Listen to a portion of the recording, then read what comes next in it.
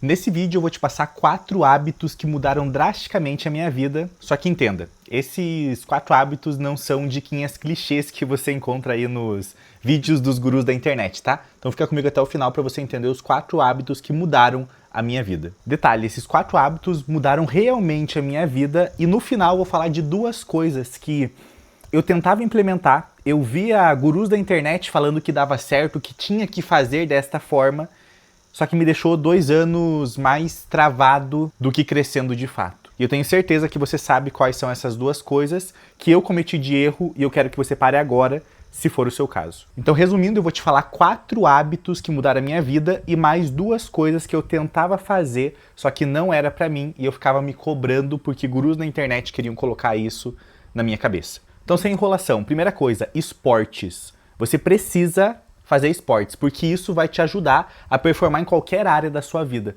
Parece clichê, mas não é. Se você pratica, por exemplo, algum esporte como uma arte marcial, você vai começar a ter mais foco.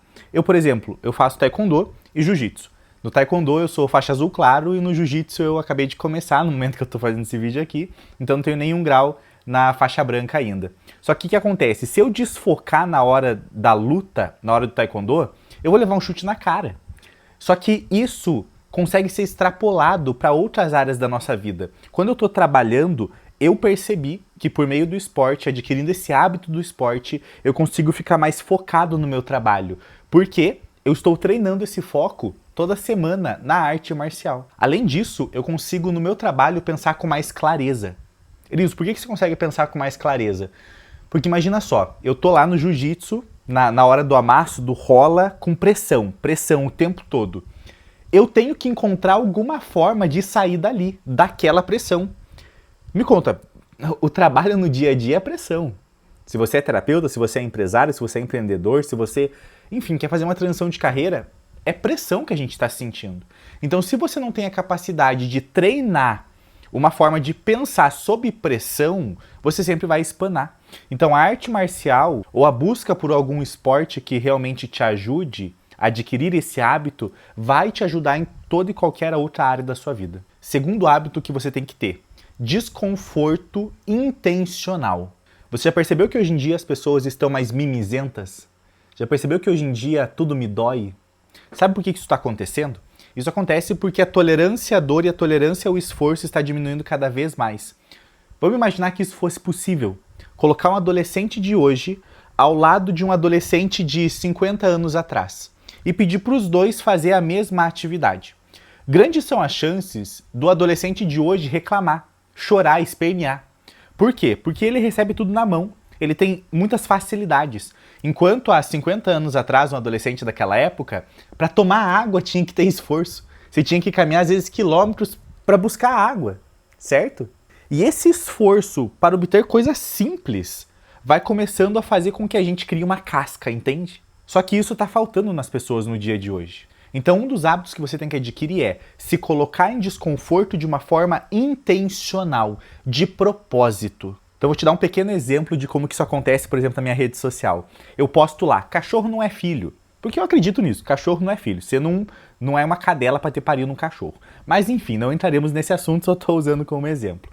E vem um monte de gente reclamando, chorando, e parece que doeu de fato esse comentário que eu fiz. Então você consegue se descolar da realidade e olhar um pouquinho o que está acontecendo? Se você se doeu, sentiu angústia, uma raiva enorme por algo que alguém falou na internet e você nunca vai ver essa pessoa na vida presencialmente, você percebe que a tua tolerância à dor está baixíssima. Porque tudo te dói. Ou seja, você nada mais é do que uma criança de 40 anos. Então, obviamente, eu só quis pegar um exemplo para você compreender como a tolerância à dor das pessoas está diminuindo, ao ponto de elas não conseguirem ouvir uma opinião na internet e elas já sentirem de fato uma raiva dentro delas. Você já percebeu que elas sentem de fato? Parece que dói de fato. Como que pode doer no seu interior uma frase na internet? Quer dizer que você tá muito margarina, você entende? Você tá muito derretido. Por quê? Porque qualquer coisinha já te doeu. Então se você treina entrar em desconforto de uma forma intencional, esse tipo de coisa não vai te atingir. Só que detalhe, eu não tô te falando de coisas bobas como essa que mimizentos se doem na internet, como alguém falar que cachorro não é filho, mas coisas da vida real de fato. Um sofrimento que acontece na vida real de fato não vai te afetar, porque você está treinando o seu corpo e o seu cérebro a entrar num desconforto intencional. Eu não faço isso, tá? Quem sabe em algum outro momento você veja vídeo meu fazendo isso, mas enfim, eu não faço isso. Mas é por isso que muitas pessoas, por exemplo, entram em banheira de gelo. Eu não faço isso. Só que essas pessoas não estão entrando ali necessariamente apenas pelo gelo, mas elas estão fazendo o quê? Moldando a mentalidade delas, entrando num desconforto real e se colocando nessa situação. Então você percebe que esse tipo de pessoa geralmente não fica se doendo por bobagens na internet ou por uma frase. Por quê? Porque ela está tão calejada que não é uma frasezinha na internet de alguém que ela não conhece que vai machucar ela. Então o segundo hábito é: entre em desconforto de uma forma intencional. Terceiro hábito, e esse realmente mudou toda a minha vida e você precisa implementar: não lide com o teu ano como um ano de fato. Você precisa lidar com o teu ano como se ele tivesse apenas 3 meses, tá? Então, há muito tempo já, eu lido com a minha vida com anos de 3 meses. Então é literal, tá? Dentro do meu ano de 2025, 2026, 2027, 2028, eu tenho 4 anos dentro de um. Porque o meu ano ele só tem 3 meses, 12 semanas, 90 dias, é um sprint. Então as minhas metas, os meus objetivos, eles são todos colocados para as próximas 12 semanas. Obviamente que eu tenho um norte da onde eu quero chegar, por isso que eu consigo definir o que eu vou fazer no agora, mas eu apenas olho para essas próximas 12 semanas e 3 meses. Qual que é o grande erro das pessoas? Você quer traçar uma meta para daqui 8 meses. Você concorda comigo que a vida ela é tão dinâmica que daqui 8 meses muita coisa mudou? Agora, daqui 3 meses é minimamente previsível essa rota, né? Então é muito mais claro eu traçar um planejamento para os próximos 3 meses. É isso que a gente faz dentro da Família Paralela. Não sei se você sabe, mas a Família Paralela é um movimento que eu tenho de pessoas... É um grupo de networking, de desenvolvimento pessoal de pessoas com princípios cristãos. E lá a gente segue esse formato de planejamento. Então olha que interessante. A cada 3 meses eu priorizo e eu recomendo que você tire férias. Edilson, por quê? Porque aí toda aquela motivação que no seu caso, que planeja só o ano, vem lá por janeiro, dezembro, janeiro, que é a virada de ano, eu tenho exatamente esse boom de motivação, esse boom de planejamento a cada 3 meses. Tá entendendo? Porque eu tenho certeza, você pode ser a pessoa mais desacreditada desse mundo. Você planeja a tua viradinha de ano de dezembro para janeiro. Tem gente que pula umas ondinhas, tem gente que faz isso, tem gente... Alguma coisa você promete esse ano, por mais que seja mais no seu interior. Às vezes você não tá com uma roupinha branca por fora, nem sei o que representa as cores, enfim. Se é a pessoa que acredita em signo, o problema é seu. Mas sabe aquele povo que coloca uma cor diferente para passar? Você pode ser a pessoa que não acredita nisso como eu. Mas a gente pega e faz as promessas pro próximo ano.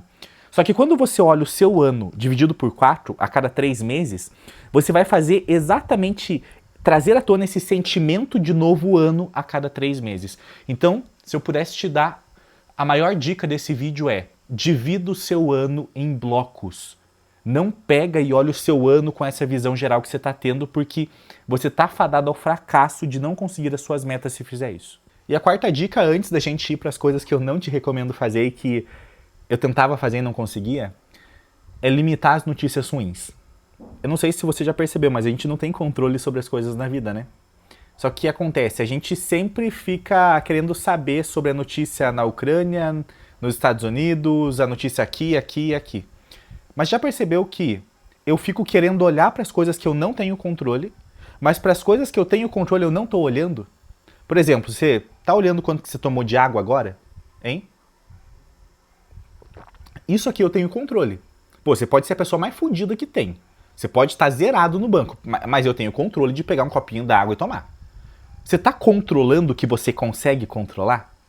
Porque se você não está controlando o que você consegue controlar e que é simples, como que você consegue acreditar que alguma opinião sua no Twitter vai mudar a guerra na Ucrânia? Como que você, ou teu tio gordo que ganha 3 salários mínimos, acha que ele entende do assunto das decisões políticas? Porra, sabe o nome disso? É fuga. Todas as pessoas que dão atenção a notícias e a todo esse mundo elas estão fugindo das responsabilidades da vida adulta e da própria vida. Ponto. Então um hábito que você tem que adquirir é: para de seguir todo esse povo que fica falando de política, de desgraça, de guerra, para você focar na tua vida e na tua família. Ícaro de Carvalho uma vez disse o seguinte, que foi uma frase que mudou a minha vida de fato: a minha pátria é a minha família. Foda-se o que está acontecendo lá fora. Foda-se o que estão falando do que aconteceu lá no Nordeste, no Norte, no Sul, sei lá. Eu tenho que me preocupar com a minha casa e com a minha família, porque se eu não fizer isso, não é eles que vão fazer. E agora eu quero te falar sobre duas coisas que eu fazia porque os gurus da internet pregavam isso e falavam: você deve fazer isso para aumentar a produtividade, adquire esse hábito.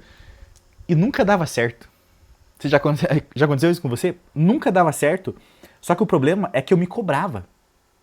Eu me cobrava porque eu tentava implementar esse hábito, que eu vou te falar daqui a pouco. Eu tentava implementar ele, aí eu implementava por alguns dias, algumas semanas, aí eu parava. Eu começava a implementar de novo alguns dias, algumas semanas, e eu parava. Então eu sempre me cobrava de, pô, eu tenho que fazer assim, eu tenho que fazer assim, eu tenho que fazer assim. Eles estão falando que eu tenho que fazer assim, e no final das contas eu nunca conseguia. E o primeiro deles é: acorde mais cedo. Eu tentei fazer isso por muito tempo. Acorde 4h59, acorde 5 horas da manhã, aquele livro lá, O Milagre da Manhã, né? Pô, eu tentei fazer isso. Só que eu não consegui. E eu não consegui, eu sempre me cobrava de eu tentar fazer isso e não estar conseguindo. Só que aí eu entendi que eu não sou essa pessoa que acorda 5 horas da manhã. Eu não preciso disso para produzir. Só que o ponto é, isso veio depois de muita luta, muita autocobrança e eu entender quem sou eu de fato. Porque se você não entende quem é você de fato, e você se conhece de eu sou assim e não tem problema, tá tudo bem, eu consigo ser assim e ser produtivo e alcançar as minhas metas, você vai ficar se cobrando por não estar fazendo o que o guru na internet está falando. Então eu tentava acordar 5 horas da manhã, 4 horas da manhã, só que não dava, eu ficava meio dormindo. Então eu entendi, o meu horário de acordar é 7 horas da manhã, ponto. É 6h30, 7 horas da manhã. Mesmo quando eu vou dormir mais tarde, eu acordo sem despertador 6h30, 7 horas da manhã. Este é o meu horário. Só que enquanto eu ficava brigando com esse meu ser, eu ficava me culpando. Eu não estou dizendo que a gente não tem que procurar ser uma pessoa melhor e adaptar coisas que aumentem nossa performance. Mas chega um momento que você tem que entender quem é você. O que é bom para você. E eu entendi, o que é bom pra mim não é acordar 5 horas da manhã. Por mais que, sim, seja válido os benefícios de, porra, eu ganho ali 2 horas no dia, eu posso ter treinado 5h30 da manhã, eu já vou ler meu livro, fazer isso, fazer aquilo, e 7 horas da manhã eu teria muitas coisas já feitas. Porra, pra mim não deu. Não deu. E eu tô te falando isso como uma forma de desabafo, porque talvez você seja essa pessoa que fica se cobrando por, às vezes, não conseguir acordar 4h59 da manhã, 5h30 da manhã, e acha que vai ficar pobre por causa disso. Não. Não é esse o 80-20 da sua vida necessariamente. E a segunda coisa que eu ficava me cobrando muito era: leia pela manhã. Então acorde mais cedo, 4h45, 5 horas da manhã, e leia pela manhã. Eu tentei muito isso. Pô, eu tentei muito isso. Até ano passado eu tava tentando isso. Mas não dá. Pra mim não dá ler pela manhã. Você entende? Eu não aprendo. Não dá. O que eu faço pela manhã? Eu preciso treinar. Então eu acordo 7 horas, 7h30 eu tô na academia. 6h30 eu acordo, 7 horas eu tô na academia. Em jejum. Pra mim tá ótimo isso. É isso que me deixa bem. Eu já acordo, eu desperto ali na academia, eu consigo progredir carga, eu tô bem assim. Só que qual que é o problema? As pessoas falavam pra eu acordar e ler. Eu não conseguia ler. Eu não conseguia ler. E isso me gerava cada vez mais culpa e autocobrança. Então eu quero que você me diga aqui abaixo, no comentário desse vídeo. Tem alguma coisa que você ficou se cobrando ao longo da vida que não é pra você de fato? Como eu te falei essas duas? Diz aqui pra mim.